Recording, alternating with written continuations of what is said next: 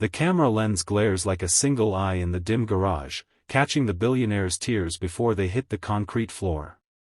Elena Voss, yes, that Elena Voss, the woman whose face graces the covers of Forbes and whose company builds satellites that whisper to Mars, stands frozen in a grease-stained bay, her designer coat hanging open, useless against the chill of disbelief.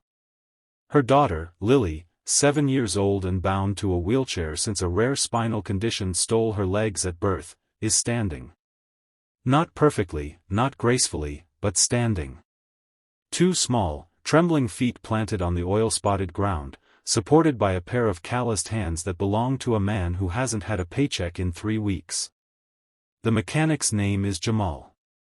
His coveralls are patched at the knees, his beard is threaded with gray, and his eyes, God, his eyes, are older than his 42 years. He doesn't look at the camera. He doesn't look at Elena. He looks only at Lily, whose fingers clutch his shoulders like she's afraid the world will yank her back down. "Easy, little bird," Jamal murmurs, voice rough as the gravel outside. "I got you." Lily's laugh breaks the silence, a sound so pure it cracks something open in Elena's chest. The girl takes one wobbling step. Then another. The walker Jamal built from scrap metal and hope clanks against the floor, but it holds. It holds. Elena's sob is ugly, raw, the kind that comes from a place money can't buy. She drops to her knees, uncaring of the oil soaking into her silk skirt. "How?" she whispers. "How did you?" Jamal finally meets her gaze. "Because someone did it for my sister," he says simply. 20 years ago. Same legs. Same fight. The camera zooms in on Lily's face, flushed, terrified, alive. Her eyes, the color of storm clouds, shine with something Elena has spent millions trying to buy, hope. If this moment just broke your heart and put it back together, smash that like button. Subscribe and hit the bell. We're about to take you on a journey that'll change how you see the world. 3 months earlier, Elena Voss had never set foot in a place that smelled of motor oil and desperation. Her world was glass towers and private jets, boardrooms where men in suits nodded at her every word. She'd built an empire on algorithms and ambition, but none of it had prepared her for the day the doctor said, "Lily may never walk."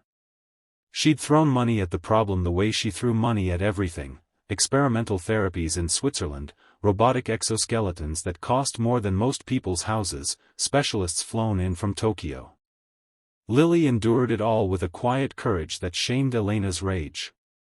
The girl never complained, never asked why her legs didn't work like the other kids at the private school Elena insisted she attend. She just waited. But waiting was killing Elena. It started with the Bentley. A flat tire on the way to a gala, the kind of inconvenience her assistant usually handled with a single phone call. But the driver was new, the spare was missing, and the rain was coming down in sheets. Elena, wrapped in a couture gown that cost more than the mechanic's annual salary, stood under the awning of Jamal's auto repair and tried not to cry. Jamal emerged from the bay wiping his hands on a rag that had once been red.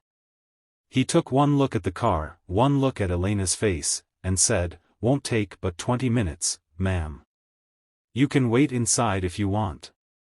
Inside was a folding chair, a coffee machine that gurgled like it was dying, and a wall of photos, kids in soccer uniforms, a woman with Jamal's eyes holding a baby, a yellowed newspaper clipping about a little girl who took her first steps at age 10. Elena's gaze snagged on that last one. "Your daughter?" she asked, nodding at the clipping. "My sister," Jamal corrected. "Aisha. Born with the same thing your girls got, I'm guessing." Elena's head snapped up. "How did you?" "Saw the chair in the back seat. The way you looked at it, like it was a cage." He shrugged. "My mom looked at Aisha's the same way." He didn't ask questions. Didn't pry. Just fixed the tire, refused the $1,000 tip Elena tried to press into his hand, and said, "Buy your kid something that makes her laugh instead." But Elena couldn't let it go. The photo of Aisha, grinning gap-toothed in a walker made of PVC pipe and duct tape, haunted her. That night, she did something she hadn't done since college. She Googled Jamal Rahman. Age 42. Former aerospace welder. Laid off when the plant closed. Single father. Daughter, Samira, age 12. Sister, Aisha, deceased. The obituary was clinical. Complications from spinal muscular atrophy. Age 22. Elena stared at the screen until the words blurred. Then she made a decision. The first time Jamal saw Lily, she was asleep in her wheelchair in the back of Elena's SUV. He'd agreed to look at the custom van Elena had bought, some German monstrosity with a hydraulic lift that had stopped working. He'd expected another rich client who wanted to throw money at a problem. He hadn't expected the little girl with curls like black silk and a stuffed giraffe clutched to her chest. "She's beautiful," he said before he could stop himself. Elena's smile was brittle. "She's perfect. Except for the part where she can't walk." Jamal crouched beside the chair, careful not to wake Lily. "My Aisha was perfect too. Legs just didn't get the memo." He fixed the lift in 40 minutes. Elena tried to pay him triple. He took exactly what the sign said, $85. But Lily woke up as they were leaving. Her eyes, huge and gray, fixed on Jamal. "You have dirty hands," she announced. Jamal laughed, a sound like gravel and honey. "Story of my life, kid." Lily held out her giraffe. "Mr. Raff likes dirty hands. He says they fix things." Elena watched her daughter, her shy, quiet daughter, chat with this stranger like he was an old friend. Something in her chest twisted. The walker started as a joke. Elena kept finding excuses to bring the van back. A rattle here, a warning light there.